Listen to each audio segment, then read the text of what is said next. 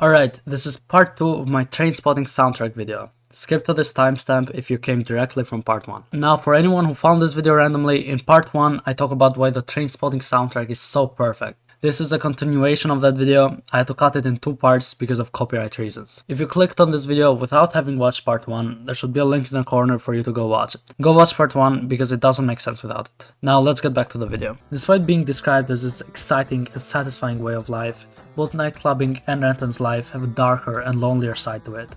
A side that becomes very obvious in the next few minutes of the movie. As soon as Nightclubbing stops playing, we get one of the most disturbing scenes I've ever watched in a movie. Something deeply more disturbing than Renton diving through a toilet. Alison had lost her baby. Nothing could have been further from the truth. In point of fact, nothing was going to be just fine. On the contrary, everything was going to be bad. Bad? I mean, everything was going to be even worse than it already was. I'm not gonna show the baby here for obvious reasons, but the scene sends shivers down my spine every time I watch the movie. And the worst of it all, what happened to this baby is not a wake-up call for the group. It's only a reason to get even worse. This is the lowest point of their life, and they know they reached this point only because of age. But ironically, age is the only thing they have left. All the excitement is gone. The only purpose of their life now is to get another hit. Because of Renton feeling like this, we get one of the best Blur songs ever made. Sink. Pile misery upon misery, heap it up in a spoon and dissolve it with a drop of bile, then squirt it into a stinking purulent vein and do it all over again.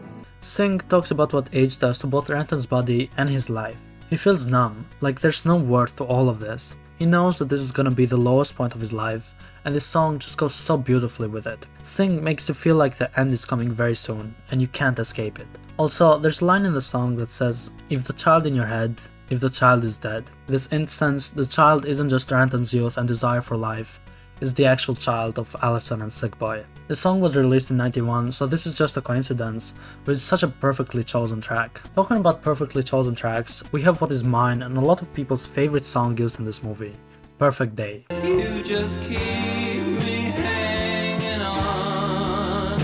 Even though Renton escapes jail in the condition of him being in rehab, he goes to Mother Superior for one more hit to get him through the long hard day. When he does get that hit, Perfect Day by Lou Reed is playing. The song talks about a perfect day with the love of your life and how they keep you hanging on. Renton's love is age. A perfect day for him, the things that keeps him hanging on, is taking age. A beautiful love song from Lou Reed contrasts completely with what Renton is going through, making for one of the most iconic scenes of this movie.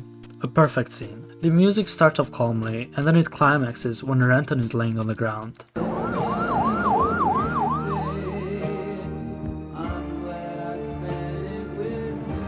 This is the lowest point of his life, and the song ironically says, "I'm glad I spent this perfect day with you." Renton gets dragged along and gets sent to a hospital where the nurses are desperately trying to save him. And then we hear the words, "You're going to reap just what you sow." Renton did all of this to himself, and now he's about to face the consequences. The next scene also includes horrifying baby imagery, and it's none other than the scene of Renton getting locked up in his room while having withdrawals. The song starts playing in the background, a fast electronic song that is the complete opposite of Perfect Day by Lou Reed. The song is Dark and Long by Underworld. I'm in the junkie limbo at the moment.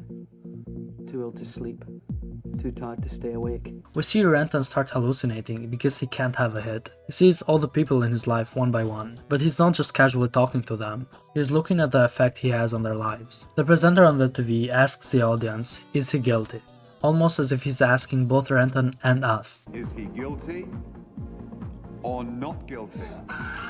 I mean, how much do you blame him? Diane tricked him into spending the night with her. Tommy said he's an adult and decided himself to get into age. Spud was stealing for himself as much as he was for Renton. But the baby didn't choose this life. The baby didn't get to choose a life. Even if it was Sick Boy's and Alison's baby, everyone in that house is guilty about his death. Both Renton and the audience know that he is guilty for all of these things, even if he was not the main cause. He needs to start making a change in his life. Diane goes to his house, and after talking about how Iggy Pop is dead, she comes to the same conclusion. Renton needs to find something new. Anyways, Renton moves to London. He finds a job at a rental agency and he says, "For the first time in my life, I feel almost content." This feeling doesn't last too long though, because Begbie decides to move in with him after escaping the police for an armed robbery. Here we get another favorite song of mine, My Land by Pulp. We didn't have nowhere to live. We didn't have nowhere to go. Just like Renton's life at this point, My Land is sarcastically upbeat and cheerful. This was supposed to be Renton's break from everything.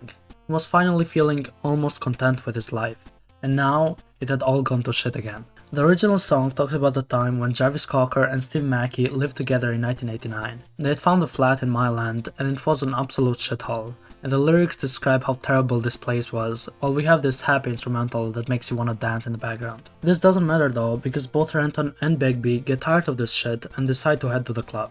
Here we get this iconic line from Renton, while For What You Dream Of by Bedrock plays in the background. 1,000 years from now, there'll be no guys and no girls, just wankers. Sounds great to me. Right after he says this, Begbie accidentally hooks up with a trans girl and threatens to cut off Renton's balls if he ever mentions it to anyone. Oh yeah, also, Sick Boy decides to move in. After Sick Boy moves in, the song 2 to 1 by Elastica starts playing. Another ironic song choice, seeing how the lyrics talk about a threesome. Renton hates being on this threesome. He's sick and tired of both Sick Boy and Begbie. None of them are doing anything useful. Sick Boy promised to get some money from a big deal, but that went to shit as well. So now they're both stuck at his house. He finally gives up and uses his rental agency job to find them a place for themselves. I'm gonna speed things up now because there's a lot of stuff going on at the end of this movie. Tommy dies because of a cat. Renton goes to his funeral, but he doesn't really seem to give a shit. I guess the guilt was all gone by now. Sick Boy has found himself 2 kilograms of age and wants to get some money from Renton so they can sell it in London. Before they do that, someone has to try the product to see if it's actually good. Surprisingly, Renton is the one to do it. While this is happening, we hear the song A Final Hit by Leftfield. It doesn't take a genius to figure out what the song is about, but the final hit talks about Renton's final hit, and at the same time, it talks about the group doing one final hit together, even though they're only making like 4k each. The song's lyrics also have references to Bowie and Eno, so the Bowie influence continues to expand. The deal surprisingly doesn't go too bad. The group goes to a bar to have some drinks. Here, Begbie goes fucking nuts and starts a fight with a random old guy and accidentally stabs Spud's hand. At this moment, Renton realizes that he has to get away from these guys. The next scene starts with the song Born Slippy, and we see Renton stealing the money from the group and running away. Spud sees him doing this, but he doesn't say anything. Thankfully, Renton decides to leave some money for him later. But going back to Born Slippy, the song is such a perfect choice for the ending of this movie. Renton is about to do something that he can never go back on, and this drives him with adrenaline, just like the song does every time you listen to it. The song gives you that feeling that everything is about to change. You found a new way to look at life and you need to go for it. This is the start of the rest of your life. So at this moment, Renton gives up on his old friends, he gives up on age, and gives up on everything he ever knew. He chooses to stay clean. He chooses to choose life. This is the last of that sort of thing. I'm cleaning up and I'm moving on, going straight and choosing life.